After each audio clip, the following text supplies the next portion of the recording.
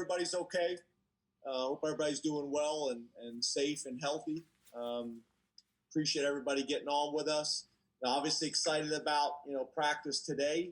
Things have gone well, in the new normal is how I would describe it. We've gotten a lot out of the last couple weeks from a meeting perspective, from a practice perspective, from an installation standpoint.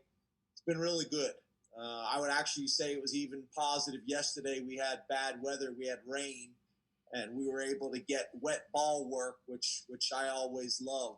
I think it drives the players crazy a little bit that we got an indoor facility and I want to be out in the rain. But I thought that was really good for us. I think it's important to do that before you get started with your season. But I'm excited about all three phases.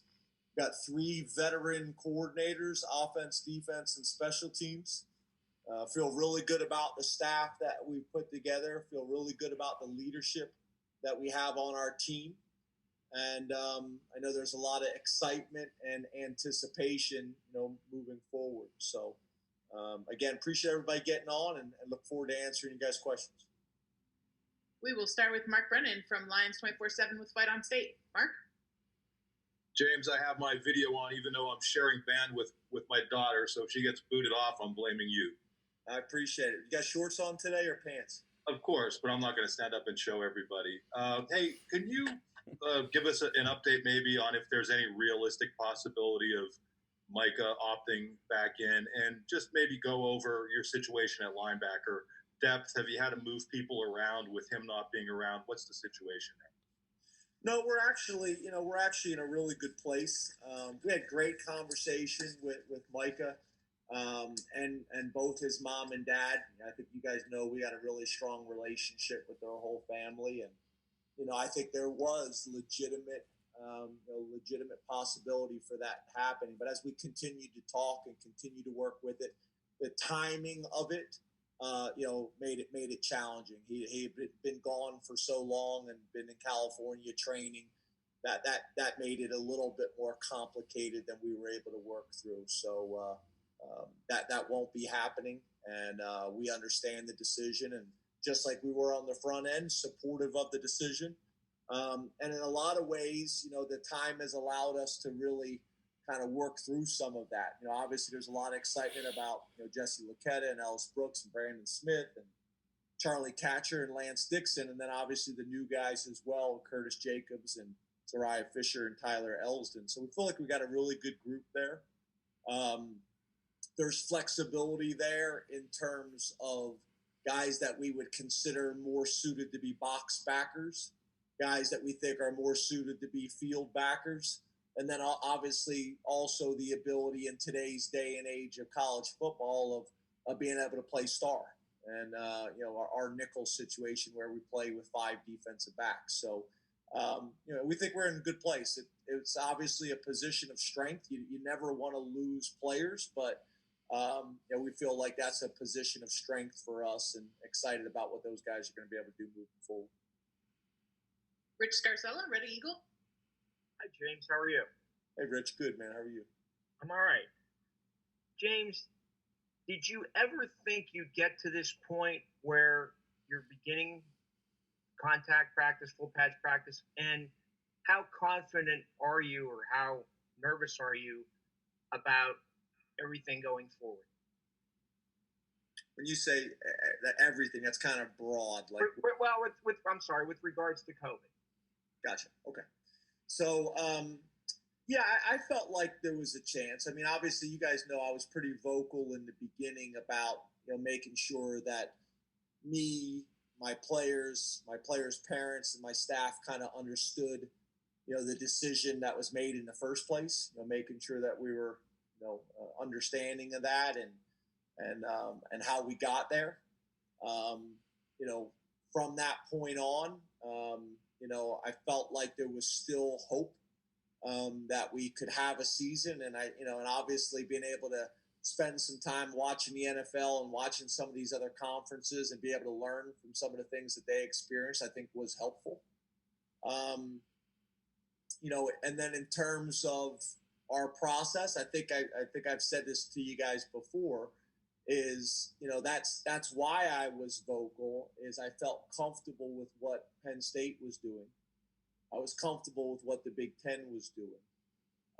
And then I think at the end of the day, Rich, it's about communication, right? It's about communicating with the parents, which I think is a really critical piece of this, and communicating with the players and the staff, and making sure everybody understands. And I think the opting out thing was important, that everybody had the opportunity to opt out if they weren't comfortable with it. So being transparent about how we're going to handle it, what our protocols are, and then allow everybody to make a choice. Are they comfortable with that or not? And then move forward. So, I think we're in a good place, but I do think the conversations with the parents have been critical. We got another call set up here soon to give them the most latest information that we have. And then the same thing with our parents and our staff. And I think one of the things we have to be careful of, that I think was a mistake in some of the other sports, is when you start testing every day, that's not a cure-all. Like, that doesn't solve your issues. That's just another layer, of protection. That's just another layer of protocols. The most important thing that we can do is our behaviors, our choices of social distancing, wearing masks. I saw a really cool thing that someone put out the other day, and it kind of had the mask here, and then it had the mask here, and then it had the mask under here. They kind of had it all kind of broken down about what each mean. I thought was pretty interesting. But I think for us, we've gotten to a pretty good place, and I think the communication has been the most important part of all of it. But again, Rich, our behaviors are the most important thing that we got to continue working on. And I think some of the other leagues, once they started testing every single day, especially in some of the professional leagues, from the feedback we've gotten, it kind of gave everybody a false sense of security. And they felt like they could just go back to living the way they were living, and you're not going to be. This is the new normal, and we all have to embrace that. Go to Audrey Snyder with The Athletic. Hey, James, thanks for your time. Hey, Audrey. I'm curious what practice is going to look like today for you guys in terms of, obviously first day of pads, but you guys had been separating groups throughout to keep the numbers small. And what do you think meetings in terms of everything's still going to be on Zoom this season, anything in the building in person, and like even basic stuff that we probably take for granted, like would you guys be using a hotel before home games still or no? Yeah, so all those things are being, still worked out. And that's conversations with the NFL. That's conversations with other colleges, me as a head coach, the operations staff, our medical staff, talking to other people, what they've learned. For us, we went split practices longer than most. Pretty much everybody that I look at and read articles about or see on TV, everybody was practicing full practices for a long time. We weren't. We just started that last week. I don't see anybody wearing masks at practice, and I know there's people that say to me, well, there's not true evidence of. I would rather go above and beyond with everything. So we wear masks at every practice, whether it's the full visor or visor and the cloth. We are still doing Zoom meetings. We're still not meeting in person. As we continue to transition and continue to show that we're doing good in each one of these phases, we'll continue to kind of work back to that. So as we practice as a full team and the everyday testing is going on, if it looks like we're getting into a pretty good routine with that, and our medical people feel that we can get back to full meetings, which there's value of being able to meet in person. If we do it, Audrey, again, I think for all of us, we can't think of like comparing it to how we used to be. So like that meeting may be one position group in Haluba. That may be using our team auditorium and our offense and defensive meeting rooms as meeting rooms. That may be using part of the Morgan Center.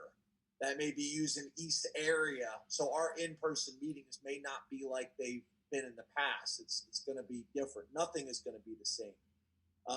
Again, like you're saying, traveling to games, how are you doing it? The size of the plane is a little bit of a challenge here in State College. At the hotels, who's serving the food? Like, as you know, as football coaches, and I think you guys have gotten to know me pretty well, every detail is going to matter, and everything's got to be thought through. And I think we all realize, kind of back to Rich's point and Rich's question, we can't eliminate all risk. That's not realistic. But how many variables can we control? And that's what we're trying to do. And again, that's where the communication with our staff and with our parents and with the players is really important to get everybody to buy into that. Parth Upadhyay from Center Daily Times. Hey, Coach. Thanks a lot for the time. It's not in a short time, but just so far, how have you seen Kirk Ciarrocca working with Sean Clifford? How has Ciarrocca kind of helped to elevate Sean's game so far? Yeah, your Wi-Fi is breaking up a little bit, I think, but I think your question was about Coach Ciarrocca and Sean Clifford. It's been good. I've really enjoyed, getting to work with Kirk and spending time with him. He's a pro. He's a football guy. I love surrounding myself with players that love football. I love surrounding myself with staff that love football. I'm not a guy that necessarily loves people that, love playing golf. Like, I want their life to revolve around their family and our program. And he's a football guy. He's in here early. He's here till late. He's talking football. He's thinking football. He's eating football. He's sleeping football.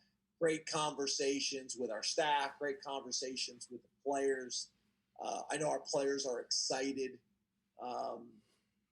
It's just been really good, and he's at a point in his career that, there's a lot of confidence that comes, with his experience at this point of his career, and all the things that I knew about him, and then all the things that good friends of mine that we have in common told me about have come true. And I think, again, me being transparent about what my expectations were and him being transparent about what his expectations, it's made this transition pretty smooth, for the most part. So, I see all of our quarterbacks improving. I see our wide receivers improving. And I felt like really at a lot of the other positions, we had a chance to make a significant jump. So, it's one thing to do it in shorts, and dominate 7-on-7s. It's another thing to put the pads on, and I'll have a better idea, after we've done this for at least a couple days. Mike Gross, Lancaster Newspapers. Good afternoon, James. How are you? Hey, Mike. Mike, how many cups of coffee have you had today? Several. I'm ready, baby. I love it. Yeah. That's an excellent point. It's an excellent sort of scene setting point there.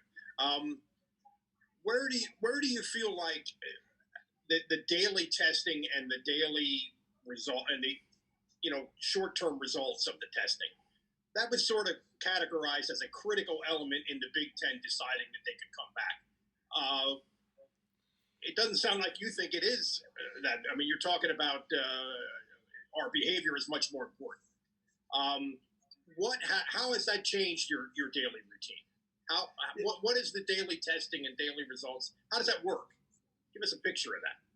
Yeah, either I didn't do a good job of explaining what I meant on the front end, or you misinterpreted what I was saying. I think the daily testing is a critical piece. What I was trying to state, maybe I didn't do a good job of, is the feedback that I've gotten from other coaches in other leagues and even other sports is that once people started testing every day, that people made mistakes, that they felt like, okay, I can just go back to living like normal because I'm being tested every single day. And what I'm saying is this is just another layer of protection that we're putting in place. We still have to continue to do the other things, and this is helpful and it's impactful, but this isn't like kind of the thing that wipes the whole canvas clean, if that makes sense. Does that make sense, Mike? Could you unmute Mike again? Yeah, it does make sense. I didn't mean to suggest that you were questioning the validity of the instant testing. Your answer was good. I got you. So yeah, I think it was very important from the Big Ten perspective. What I'm just want to make sure that I'm clear, because my players read this, my parents read this stuff, and I just got done saying this very thing to them at the end of practice yesterday to emphasize it. This is awesome, and it allows us every single day to manage the office and to manage the playing field, to make sure that we have as clean of a playing surface and office as we possibly can. But I still want to make sure that we're making all the other choices when we're away from Penn State football as well. I was driving downtown, and there was 5 guys that were walking downtown, and 4 of them had their mask on, and I was like, awesome. The one guy didn't, so I called him multiple times and harassed him, and then called his parents and said, need your help, because this is important. Go to Tyler Donahue, Lions 24/7. Hi, James. Good afternoon. Hey, Tyler. Back on the field with full pads for the first time this year. Curious what you think the team stands to benefit immediately from that transition. Are the full pads on today, and when does full contact get going? And do you have any kind of trepidation about maybe guys getting back into it too quickly after a period away fundamentally? Yeah, the way I understand it, it's not full pads in day one. It's just helmets, helmets and shoulder pads, day one, and then transitions from there. But again, I think that's a little bit of the perception out there, when it comes to full contact. Most of the programs that I've been around and most of the coaches that I've been around, there's very little full contact left in college and NFL practices. It very rarely happens. But yeah, there are some aspects of it, to your point. It's not like you can go from not doing any of it, Tyler, to go into a game and it's the first time anybody's ever tackled. But what we try to do is you try to do things in as controlled environments as possible. Instead of doing a full scrimmage, maybe you do just a tackling drill where we've been doing tackling drills for the last couple of weeks, but they've been more tag off, where now we may go to a thud tempo where we're going to bang and rap without going to the ground, those types of things. So we got to build it in stages, no different than you do anything else. You go individual to group to team settings, just like you go to footwork, to tag off tempo, to thud tempo, to, again, every once in a while, live tempo. You need to do a little bit of that, but you want to do it in segments. And, that's what we're going to try to do. I think, to your point and others that have been on the call, when we watch college football on the weekend, that's what I'm constantly doing. I'm not watching the game like most people do. I wish I could. I wish I could just literally, turn on football and grab some pretzels or chips, and watch the game and just enjoy it. But I'm constantly watching for things, and I'm texting Jevin Stone, did you see fourth quarter Ole Miss game? This happened. Pull it out. We need to show it to our guys tomorrow. And part of that, to your point, Tyler, is tackling. You see examples of poor tackling. You see, issues on special teams. All the stuff that's usually rampant early in the season, especially in college football when we typically don't have a preseason and the NFL does. John Tishnock, Happy Valley News. Hey, good afternoon, James. Thanks for your time today and hope you're doing well. You too, John. Hey, when you look at how your players have responded this summer, both with handling the COVID-19 precautions and with standing up for and marching for social justice, how would you describe the level of maturity and the level of leadership that you're seeing from the guys off the field? Obviously, and again, I don't want this to be misinterpreted, but obviously the challenges that we had that came up this year from a health and welfare standpoint when it comes to the game of football, and then all the challenges and issues that came up off the field with social issues in our country. There's a tremendous opportunity there for growth. There's a tremendous opportunity there for discussions, deep conversations with your team and with your staff and with your neighbors and with your family. And there's tremendous opportunities. And, the reality is the thing that we're all going to have to, find a way to deal with the rest of our lives is adversity and challenges. And, we had a lot of it. This 2020's been interesting. There's been a lot of challenges, a lot of adversity. You see some of the stuff on the West Coast with the fires, and there's just been a lot of issues, in our country and in our world. So, it does create an opportunity to have these discussions. And I think our leadership has been excellent, especially from the players' perspective. I think our staff has been great. I want to give our medical staff, Andy Mutton and our trainers, and Wayne Sebastianelli, and Dr. Billy, and Tessa, and Matt and Ray. Our trainers have been phenomenal. And I don't think maybe the trainers nationally are getting enough credit and getting enough love, because they have been working around the clock to try to make this work for college football and for sports in general. But yeah, I think our people, I've been proud of our people. I've been proud of our players. I've been proud of our staff.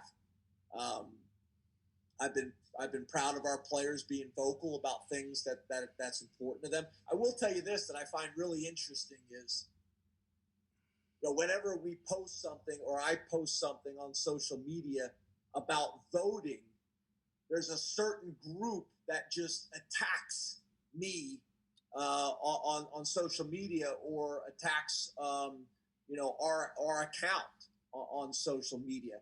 And just to be clear, we're not telling anybody who to vote for or what to vote. We're trying to get our young people active in the process. We want our young people to be active in the process, to do their own research, to have their own opinions, and then vote how they see fit. And that's what we're doing at Penn State, and that's what I see happening nationally. But what's interesting is whenever we post anything, it is pretty interesting, the reaction to that. And again, I would hope that everybody in our country, and if we're talking about politics, either side, I think we all want our people in our country, and specifically students on college campuses, to be involved in the process. I think that's important for whatever side of the aisle you sit on. Go to Peter Terpstra, WTAJ. Hey, Coach. The last time we heard from you, you mentioned how it was difficult to do some of the team building things, or some of the things that would get players' minds off of football. The season's long; it can be mentally taxing. Have you guys been able to find any way to replace those team building activities, or to kind of do that same type of thing? Well, I think it depends on how you go about your business. I see a lot of places doing it, and I think it's great. But the way we are doing things here at Penn State, I haven't found a way to make it make sense right now where it's fun. Again, I see other people doing it, but the way we do things with masks and social distancing, I had a guy in my office the other day, and I'm a pretty, I'm a guy who hugs and shows my emotions and things like that. And I'm like, it was like, turn your face that way. I'm turning my face this way, no skin, like, kind of a strange interaction, but that's kind of how it is right now. It's I'd rather, again, go above and beyond to keep everybody safe. And that doesn't always create for a great environment when you want to have the guys over the house for a barbecue, or you want to take them bowling, or you want to, do some of those things. it just doesn't sound like a whole lot of fun when you talk about everybody's food has got to be prepackaged and everybody's got to be wearing masks and everybody's got to be socially distanced. That's one of the sacrifices that we're going to have to make right now, that we're not going to have a whole lot of that, at least at this stage. Go to New Bias will learn, Pittsburgh Post-Gazette. Hey, Coach Franklin. Hopefully everything is well. New Bias. Thank you, man. Story I'm doing down the road. You have one of the more diverse coaching staffs, not just coaching, but training staffs that I've seen in America. How important is that to you, particularly in times like this? People are talking about diversity, but you've been doing it for a while. How important is it to be a standard bearer in that? I think it's really important. I think it's really important, and I've said this before.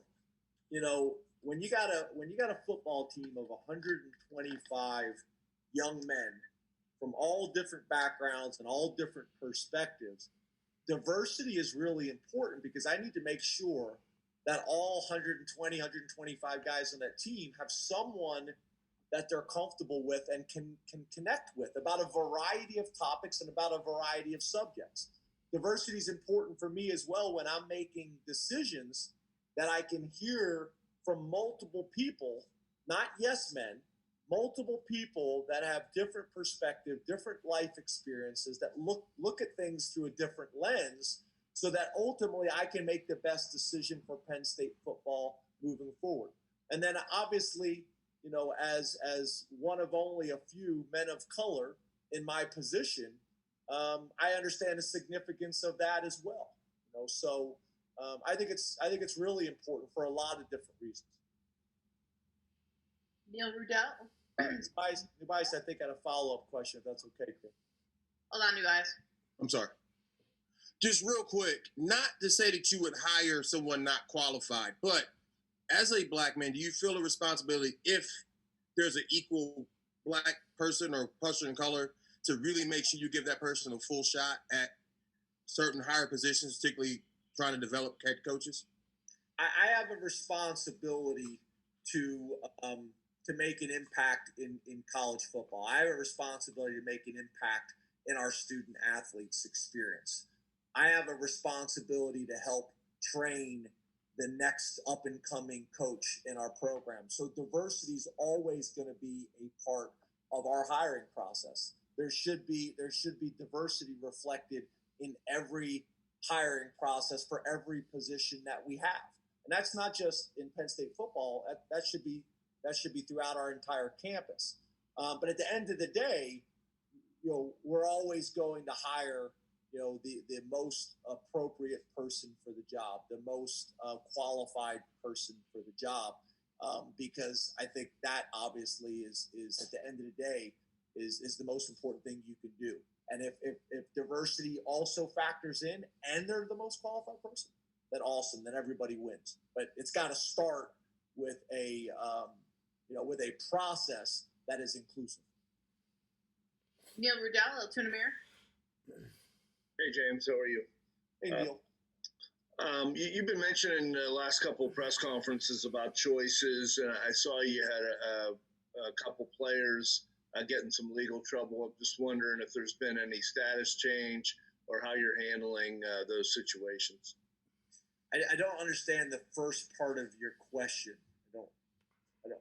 What about choices? I don't. I was lumping those, just the use of the word choices, into the fact that some kids have gotten into some trouble, and I'd wondered maybe that if you were referring to the COVID, fine, but I just wondered if there's been any status change with a couple of the kids that have run afoul. No, there's been no status changes other than the ones that you guys already know about. I think we did have one player that is no longer in the program. But besides that, everything else is being handled internally with the athletic department, with our football program, and once again, with their parents. That we're all working through this thing together. And I'm a big believer that our responsibility is to help our young people grow. And that's with them individually, and that's also with their teammates. We got a responsibility to help these guys grow, and young people make mistakes. And it's our job to help them through those. Ben Jones, statecollege.com. James, I have to say, when you mentioned that you don't like people that golf, that probably hurt like a third of the people in this call, because that's about the only thing we can do these days. Just so you know, I wasn't saying I don't like people that golf. I don't like hiring coaches that like golfing all day as much as they like football. Just because. That's good, because I think Nate is probably crying off camera somewhere. There's no doubt. The NCAA passed a rule what feels like a million years ago that gives these guys some flexibility for expression in the season. Where are you in some of those conversations, and do you think there's value? You talked about the people that have tweeted at you or at the account. Do you think there's value in maybe making some of those people uncomfortable while you have that conversation? When you say expression, Ben, I just want to make sure I'm clear on what you're saying. I mean, they talked about stuff in terms of the uniforms, in terms of patches and things like that. Yep. Okay, good. That's what I thought you're referring to. I just wanted to be clear. I think for there to be any growth, and I think for there to be any change, Ben, there is an aspect of it that's education, and there's an aspect of it that is about making people a little bit uncomfortable. We talk about it all the time in our program, that for you to truly grow, you have to break outside of your normal routines. And typically when you're uncomfortable is when you're growing the most. And that's our job, is to challenge the people in our program to grow, whether it's as a student or whether it's a football player or whether it's a young man, whatever it may be. And when it comes to these social issues, there's always that fine line of how do we represent ourselves, how do we make a statement, but how do we also do it in a way that aligns, with our university and with our community as well. And as you know, Ben, that's not always easy to do, to make all those different groups, the players in our program, the university and the community, all comfortable with how you're expressing it. You got a bunch of 18 to 22-year-old males from diverse background. You got a university that is steeped in tradition and history, which I think is great. And then you also have the community that we live in as well. So it's never easy to make everybody comfortable with the process, but I think as long as we're thoughtful and we have a process and we understand and we're intentional and thoughtful, then I think I hope everybody will respect that. So we do have a plan, Ben. It's in discussion right now, and specifically what that's going to be between myself, the leadership council, the administration, so on and so forth. But I think there's also, Ben, the thing that's important to me is how do you make a statement, but then how do you also align with actionable items that are going to make a difference? A tweet is nice, but what are some of the things that we can do to make things better? And that's for everybody. That's I could list out 25 different issues and challenges that we have that we can grow as a community and as a society. We've got time for a couple more questions with Coach. We'll go to Mark Wogenrich with SI.com. Hi, James. How are you? Hey, Mark. What do you have any plans to scrimmage, I guess, before the first game? Will there be time for that? And are you comfortable with playing to starting the season on a Friday night if that does come to pass? Yeah, so a couple things. We will have some form of a scrimmage before the first game. I think you guys have seen it do it before. Some variation of a controlled scrimmage where there are some of those live tackling and things like that, but not a whole lot of it. And then when it comes to games, I think we've been pretty outspoken here at Penn State about that we think college athletics and college sports, and specifically college football, should be played on Saturdays, and Fridays should be for high school. But we can only control what happens on our campus and what happens on other campuses and other institutions and what the Big Ten will do. then we'll be supportive of that. The one thing I would say is, if we were going to be opening on any other day besides Saturday, what typically happens is you're told that ahead of time, and that allows you to come to camp earlier. So my point is, if we were playing on a Friday or Thursday, then to me we should have been told that ahead of time, and then we could have started camp a few days earlier. Because if we're playing on a Thursday and somebody else is playing on a Saturday, then they got more days to prepare for their first game. So, I would think that we're gonna be playing on a Saturday, but that has not been announced yet. Does that make sense, Mark? Thank you. Thumbs up. I appreciate the thumbs up. Last question will go to Nate Bauer, Blue White Illustrated. Hey, James. How much? Are you on the course right now? Are you out on the course right now? Nah, I'm in the living room. It's a beautiful day, though. Maybe later. Double bogeys. Try not to. How much, if at all, do the NCAA changes for eligibility this year affect your calculus for roster management? And maybe to piggyback on that, what kind of response or feedback have you gotten from both players and parents kind of regarding that issue? Yeah, it's tricky because basically we use, basically the last 4 to sometimes 10 years in trying to calculate what your roster is going to be. And on average, how many guys leave early for the NFL? On average, how many of your fourth year seniors are going to come back for their fifth year, those types of things. So this is unusual because you can't use, either what your gut is telling you or the data that you've collected over the previous 10 years to make a projection on how many scholarships you're going to have available or not. So it is definitely going to be interesting. I would also say, that we've had a little bit of conversation. I've had a few players come in and talk to me and a few parents come in and talk to me. But the other thing I would say is I think the more talented rosters will be less affected by this. Because I think the more talented rosters are still going to have the normal amount of guys that they have that go on to the NFL. So you're still going to have similar turnover that you always would have, if that makes sense.